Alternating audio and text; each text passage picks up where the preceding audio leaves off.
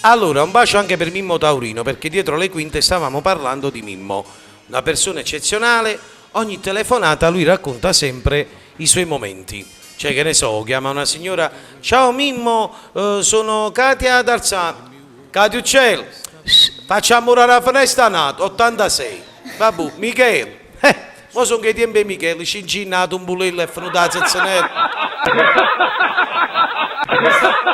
Poi chiamano: Mimmo, sono Andrea da Ponticello. Andrea, accompagnami, quello che fa un bulello matrimonio. Teresa, devi sapere.